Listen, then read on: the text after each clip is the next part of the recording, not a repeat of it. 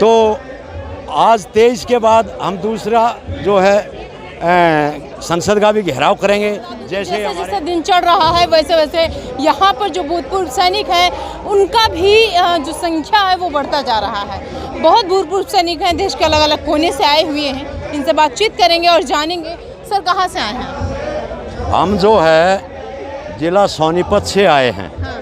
और 16 गाड़ियों में 800-900 आदमी आए हैं। कहा जा रहा है कि हरियाणा से कुछ लोग जो है वो पैदल भी आए हैं। कुछ पैदल नहीं आए। हाँ।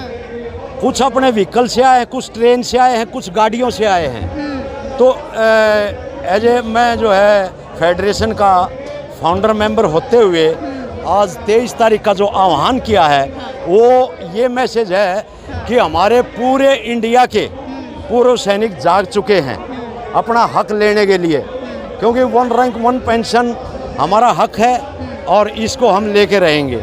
इस सरकार को चेताने के लिए आज आप जन सैलाब देख रहे हैं, तो हर एक इंडिया से हमारा सैनिक जाग चुका है। तो आज 23 के बाद हम दूसरा जो है संसद का भी घेराव करेंगे। जैसे हमारे अर्जुन राठौर जी हैं फेडरेशन के अध्यक्ष। संसद का घेराव करने से क्या मिलेगा आपको? संसद का घेराव जगाने हैं वो हमारा जो सरकार तो पहले से जागी हुई है। सरकार सुनिए, सरकार ने आपको पैसे दे दिए, वो पहले से जगी है। आपके जो ऑफिसर्स हैं वो सोए हुए हैं। आप उनको जगाइए। वो भी मैं बात करूंगा आपसे, क्योंकि हमारा जो 1 रैंक 1 पेंशन का पैसा था हमारे हिस्से में 10 रुपये आते थे। 1 रुपया हमारे को मिला और 9 रुपये अफसर ले गए, यानी कि 1000 रुपया हमको मिला और 9000 अफसर ले गए, जबकि उनको ये लागू नहीं था। 1 रैंक 1 पेंशन सिर्फ सिपाही और सूबेदार मेजर तक थी। तो उसके लिए जो है हम सरकार को भी चेताना चाहते हैं कि इस पर कमेटी बिठाई जाए और हम अगर गलत हैं तो हमारे को उठा दिया जाए, हम चले जाएंगे अपने घर में, कोई दिक्कत नहीं है हमें। आपको लगता है कि संसद का घेराव करना चाहिए? क्योंकि बीते यहाँ पर कुछ धरना हुआ, उन्होंने संसद का घेराव किया हुआ, परिणाम क्या हुआ ये आप जानते हैं? देखो मैडम, मैं इतना कह सकता हूँ, जब सीधी उंगली से घी नहीं निकलता तो टेढ़ी उंगली करनी पड़ती है। तो ये बातें तो इनको 1000 बार बता दी हम लोगों ने, टेढ़ी उंगली करनी पड़ती है। अब मैं ये समझता हूँ कि जिस देश का सैनिक अगर आज रोड के ऊपर है तब मैं ये समझता हूँ उस देश का भविष्य क्या होगा। सर रोड पे कहाँ है? रोड के ऊपर कहाँ है? आप लोगों को पेंशन मिल रही है, विधवाएं जो है उनको भी पेंशन मिल रही है, और आप कह रहे हैं कि सैनिक जो है वो रोड पर है। मैडम पेंशन मिल रही है, लेकिन हमारा पूरी हक तो मिलना चाहिए। पेंशन तो मिल रही है, लेकिन जो हमारा कितनी पेंशन मिल रही है जो भूतपूर्व सैनिक है? भूतपूर्व सैनिक को 20 से 22 हजार रुपये। अच्छा, दूसरी हमारी समस्या क्या है भाई, एक ऑपरेशन के दौरान अफसर को गोली लगती है और वही गोली जवान को लगती है। ना तो गोली ये देखती है अफसर को लगी, ना जवान को देखती जवान को लगी। उनकी डिसेबिलिटी है अफसर की 2,52,000 और मात्र एक सैनिक की 18,000 रुपये, 100%। सर उनकी रैंक भी तो ऊपर है, आप देख लीजिए वो अफसर रैंक शरीर को भी नहीं बांटना, शरीर नहीं है, शरीर तो बराबर होना चाहिए ना। क्या शरीर भी अफसरों का अलग सोने चांदी का थोड़ी है? हमारा मिट्टी का क्या?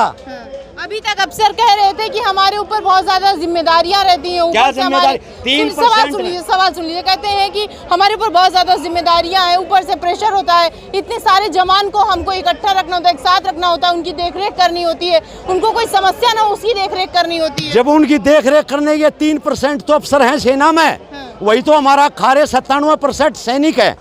अब MSP जिसको जोखिम भत्ता बोलते हैं, अफसर पीछे रहता है एसी रूम में 3 किलोमीटर बाद में ऑर्डर देता है। जोखिम भत्ता किसके लिए? सैनिकों के लिए, जो एक बॉर्डर पर खड़ा रहता है, वो भी उनका 15,500 और हमारा मात्र 2600। ये भी भेदभाव है, ऐसा भेदभाव नहीं होना चाहिए। नारियों को भी पेंशन मिल रहा है सरकार के। वीर नारियों को क्या मिल रहा है? 11,500 रुपये में वीर नारी अपना काम चला लेगी क्या? ये बताओ आप। सरकार कह रही जब कोई जवान शहीद होता है उसके बाद जो है उनकी पूरी जिम्मेदारी, उनके घर की पूरी जिम्मेदारी सरकार की हो जाती है। सरकार उनके लिए कितने उदाहरण दूं मैं आपको? जो सैनिक शहीद हुआ है, जो सैनिक शहीद हुआ उसके घर पर अगर सरकार गई हो तो मैं ये आपको चल के ग्राउंड पे दिखाता हूँ। मैडम यहाँ बोलने से कुछ नहीं होता, धरातल पर चल कर देखिए आप। सरकार कहती कुछ है, करती कुछ और है, ऐसा है? सरकार उन बच्चों की फीस देनी भी मुश्किल है जिसके वहाँ गुजर गए हैं, वो नारी फीस देने के लिए भी दिक्कत है उनको बेचारियों को। क्या करेगी वो? उनके लिए तो शिक्षा में छूट होगी ना। शिक्षा में कहाँ छूट है, वो प्राइवेट स्कूल में नहीं जा सकते, सरकारी स्कूल में भी नहीं जा सकते, इतनी कंडीशन आ चुकी है। आज महंगाई कहाँ है, दाल रोटी खानी मुश्किल हो रही है, लेकिन वो नारियाँ क्या करेंगी जिनके आदमी वहाँ पर शहीद हो गए। आप लोग जंतर मंतर पर आए हैं, संसद का घेराव करेंगे। पिछले भी कुछ धरने हुए, उन्होंने भी संसद का घेराव किया होगी, क्या होगा आपके साथ? बेटा कोई जरूरी नहीं हम घेराव करा या ना करा, वो तो आगे की रणनीति होगी। रही बात दूसरी, आपने ये कहा है ना, नहीं इसके बारे में हमें भी कुछ नहीं बताएंगे आपको। अच्छा, आपने ये कहा है कि सरकार जागी हुई है, कहाँ जागी हुई है? सरकार अगर जागी हुई होती तो उन्होंने आज तक इस मुद्दे के ऊपर अपनी चुप्पी भी तोड़ी हो तो बताओ। पक्ष या विपक्ष ने किसी ने भी नहीं तोड़ी है, तो फिर जागी कहाँ है? सिर्फ जागी है हमारा हक छीनने के लिए जागी है, हमारा हक देने के लिए नहीं। सरकार आपका हक छीनने के लिए जागी। यस यस, अगर पूरा मिल जाता हमारे को यहाँ आने की जरूरत नहीं है। जो हमारा विपक्ष, जो नुमाइंदे हम वहाँ पार्लियामेंट में भेजते हैं चुन के, हमारे हक की लड़ाई वो लड़ें, क्योंकि पार्लियामेंट में वे जाते हैं। तो हमारे लिए तो पक्ष और विपक्ष ना के बराबर है। आज तक बताओ हमारा विपक्ष ने कोई सवाल उठाया हो पार्लियामेंट में या पक्ष ने उठाया हो? तो ये अपना आप लोग लगातार जो है डीएम को ज्ञापन दे रहे हैं, तहसीलदार को ज्ञापन दे रहे हैं, एमपी को ज्ञापन दे रहे हैं, एमएलए को ज्ञापन दे रहे हैं, वहाँ से रिसीविंग भी आ रही है। तो उनका रिजल्ट क्या हुआ आप ये बताओ ना। विज्ञापन तो हमने दे दिए, लेकिन इसका रिस्पांस तो नहीं आया हमारे को।